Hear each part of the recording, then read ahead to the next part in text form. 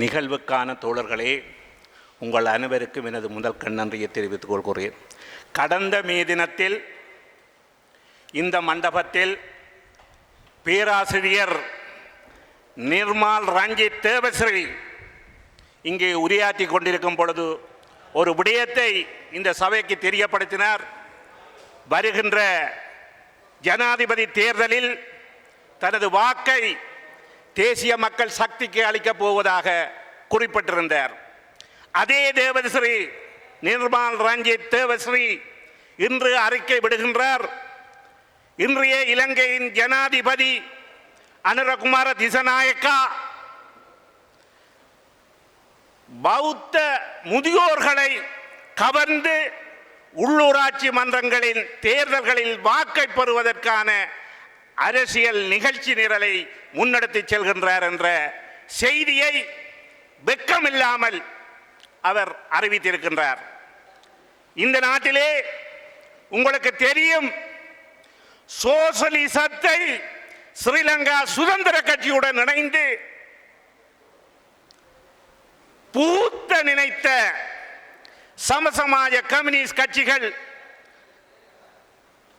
இறுதியில் என்ன balance sheet செய்தனவென்றால், உழைக்கும் மக்கள் மீதும் தமிழ் மக்கள் மீதும் மிகப்பெரிய பாவத்தை செய்து அந்த பாவகாரியத்தின் பலனாக இன்று வரை அரசியல் அரங்கிலிருந்து அகற்றப்பட்டனர். இன்று சோசலிச சித்தாந்தத்தை கூறி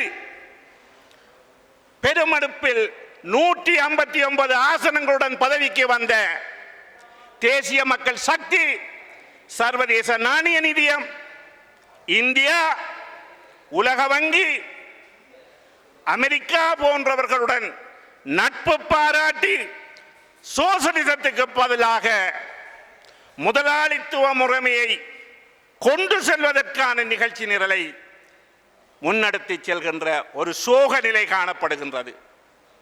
இவர்களின் எழுச்சி இன்றைக்கு இந்த நாட்டிலே இருக்கின்ற உழைக்கும் மக்களின் ஒற்றுமையை சிதைத்து விட்டது.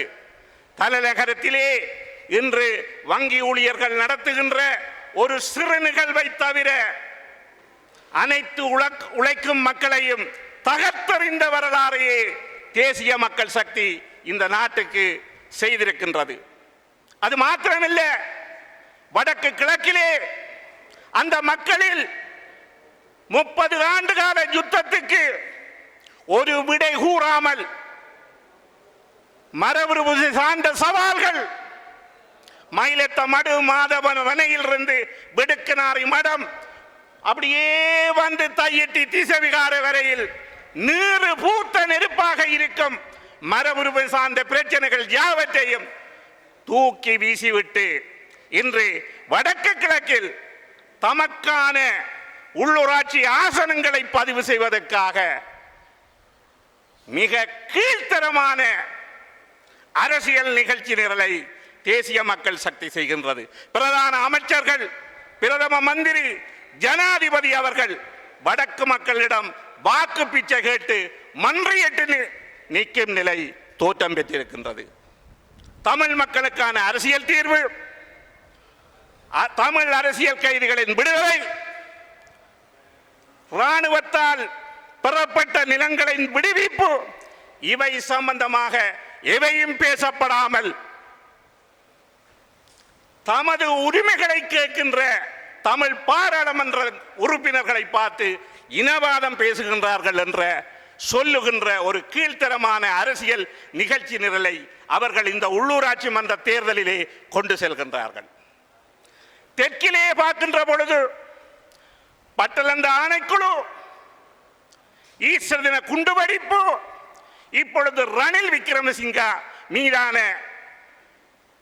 தொலைக்காட்சி நாடகங்களை போன்ற சிறு நிகழ்ச்சிகளை அரங்கேற்றி தமது அரசியல் நிகழ்ச்சிகளை அவர்கள் கொண்டு செல்லுகின்ற ஒரு படலமே இப்பொழுது நடைபெற்றுக் கொண்டிருக்கின்றது. இந்த நாட்டிலே வாழ்க்கை சுமையால் தவித்துக் கொண்டிருக்கும் உழைக்கும் மக்களுக்காகவோ ஏழ்மை நிலையில் இருக்கின்ற விவசாய மக்களுக்காகவோ தேசிய மக்கள் சக்தி ஒரு துரும்பை கூட அசைக்காமல், மறுபக்கத்தில் 30 ஆண்டு காலமாக நீர் பூத்த நெருப்பாக இருக்கின்ற தமிழ் தேசிய பிரச்சனை தொடர்பாக ஒரு வசனத்தை கூட உச்சரிக்காமல் தமது ஆட்சி அதிகாரத்தை நோக்கி நகர்ந்து கொண்டிருக்கின்றது. துரதிர்ஷ்டவசமாக இந்த நாட்டிலே இருக்கின்ற எதிரணிகள் மிக மோசமான பின்னடைவை சென்றிருப்பதால் அது தேசிய மக்கள் சக்திக்கு சாதகமான நிலையை காணப்படுகின்றது. ஆனாலும் வருகின்ற உள்ளூராட்சி மன்ற தேர்தல்களின் பின்பாக தேசிய மக்கள் சக்தியின் வீழ்ச்சி நிலை ஆரம்பமாகும். அதன் பின்பு நாங்கள் கூடுகின்ற